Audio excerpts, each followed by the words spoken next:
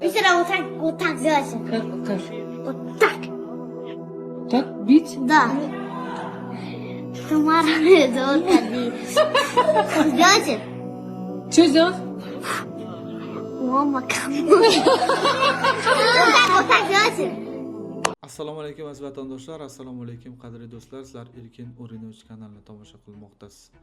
Aziz vatandoshlar, sizlarga bir ma'lumotni berib o'taman. Rossiyada so'nggi 22 yil ichida 6 nafar tojikistonlik yosh bolalar Rossiya fuqarolari tomonidan o'ldirilgan.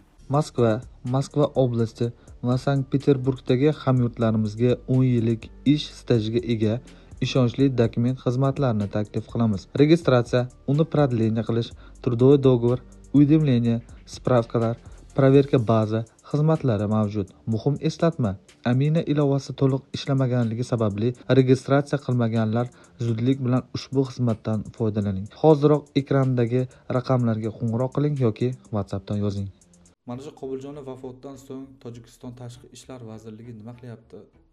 O'zi chora ko'ryaptimi? Qanday talablar qo'ydi degan savollar juda ham ko'p. Keling, men sizlarga Rossiyaga Tojikiston Tashqi ishlar vazirligi qanday shartlarni qo'yganini o'qib eshitiraman. Albatta, videoga like bosib, kanalga obuna bo'lish esingizdan chiqmasin. Video davomida ana shu Qobiljonning maktab davridagi videoroliklar ijtimoiy tarmoqlarda tarqaldi. Ana shu videoroliklarni qo'yib beraman.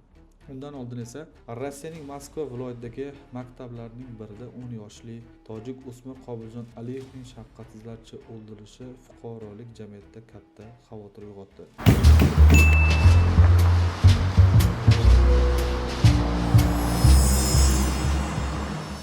Yubor ilovasi orqali Rossiyadan turib nafaqat komissiyalarsiz pul yuborishingiz, balki uydagilaringizga ro'zg'orbob bo'lgan sovg'alarimizni yutib olishingiz mumkin. Aksiyamiz doirasida televizor, kir yuvish mashinasi, smartfon, mikroto'lqinli pech, chang yutgich va pul yutuqlari sizni kutib qoladi. Ushbu sovg'alarimizdan birini yutib olishni istasangiz, ilovamizni yuklab oling va qolganini o'zingiz sinab ko'ring. Ro'zg'orbob aksiyasida ko'rishguncha. U kunduz kuni maktab ichida milliy nafrat asosida o'ldirilgan. Tojikistonning vakolatli organlari ushbu jinoyat tafsilotlarini rasmiy ravishda o'rganishga kirishdi hamda ushbu fojiali hodisani zudlik bilan xolis va beg'araz tergov qilish, aybdorlarni qonun doirasida javobgarlik tortish talabini qo'ydi. Ichki ishlar vaziri Ramazon Rahimzoda Rossiya IB rahbari Vladimir Kolokoltsev bilan telefon orqali suhbatlashgan.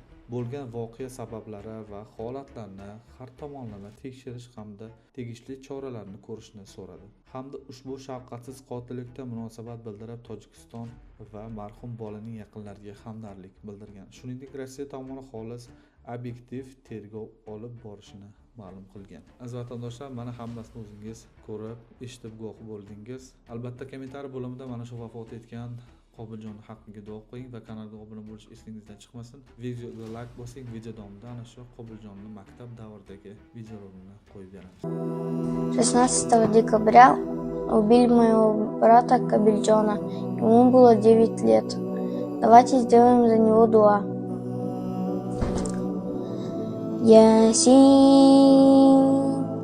валь Кур'анил хаким.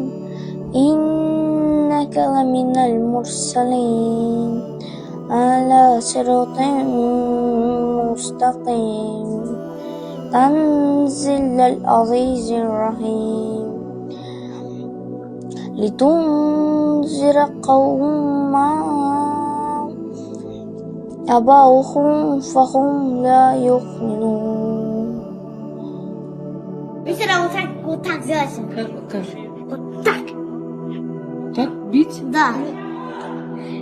Тамара, это вот так. Сделайте.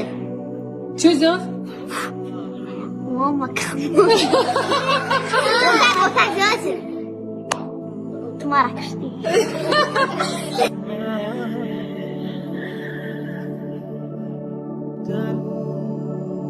Вчера вот так сделайте. Как? Вот так. Так бить? Да.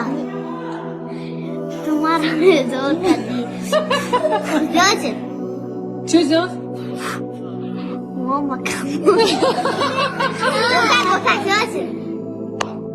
Тамара, кашни.